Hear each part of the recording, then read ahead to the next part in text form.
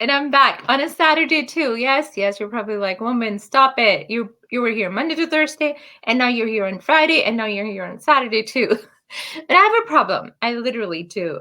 People who know me really well, they know that I have ideas brimming in my head all the time, and I act on a few of them. And majority of times they don't work, but I keep on coming up with new ideas and I have to keep trying them. That's just me. That's who I am. So I can't not do something if that's in my head now that I have to do this and I have to do it. My daughter's outside. It's a gorgeous day out. She's outside playing and I would much rather, well, I should be out there playing with her, but this came to my head and I have to do it. So, what is my big idea of the day? Because I like to keep challenging and torturing myself, I'm adding another episode to TCCN programming lineup where I talk about 5 key news in Canada this past week. But here's the challenge. I share all of those 5 news in under 5 minutes. Yes, 5 news in under 5 minutes. Can I do it? We'll find out. Let's put the timer on.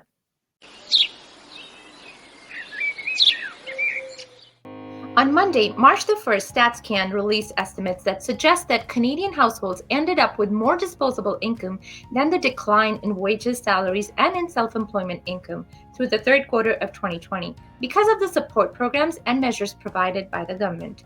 The gains were the highest in the second quarter and proportionally larger for those with the lowest amount of disposable income in 2019. Although the opposition, the Conservative Party, is heavily critical of the Liberal government's deficit after the pandemic year, but they don't seem too keen on offering criticism implying that Canadians got more money than what they should have, as we all know how well that would fly with the voters. Real estate in many parts of Canada is booming. Canada Mortgage and Housing Corporation had predicted last year that pandemic-induced economic collapse might cause house prices to fall by as much as 18%. But that didn't happen. Instead, Canada may now be in a real estate bubble that may burst soon. According to New York Times, in Vancouver last month, the benchmark price for detached homes rose by 13.7% compared with a year earlier. In the Toronto area, the average selling price for detached homes rose by 23.1% over the same time period. Calgary recorded its highest number of real estate sales for February since 2014. The Calgary Real Estate Board said that the surge is the result of a number of factors, including pent-up demand and also historic low mortgage rates as a result of Bank of Canada's decision to keep interest rates low during the pandemic. Working from home culture apparently also has increased the demand of single detached family homes, which are not in a massive supply. We'll get a real estate agent on TCCN to shed more light on that. The Canadian government has revamped Canada's Divorce Act for the first time in 20 years, and the changes came into effect this past Monday on March the 1st.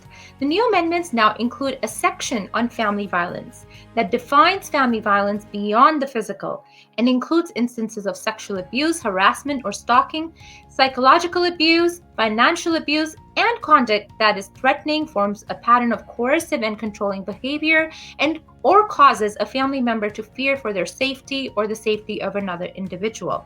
In addition to that, the term custody order, used to describe parenting arrangements, has been replaced with a more neutral term, parenting order, which aims to discourage the idea that there are winners and losers in custody decisions, and thus hopefully avoid bitter custody battles.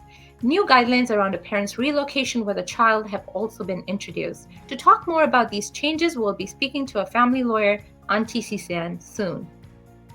In COVID vaccine news, Canada received 500,000 doses of the AstraZeneca vaccine from the Serum Institute of India on March 3rd. Oxford AstraZeneca COVID-19 vaccine is the third vaccine to be approved by Canada after Moderna and Pfizer. A second version of AstraZeneca Oxford vaccine that is biologically identical but manufactured under different conditions by the Serum Institute of India under the brand name Covishield has also been authorized. A fourth vaccine, Johnson & Johnson's vaccine, has also been approved by Health Canada.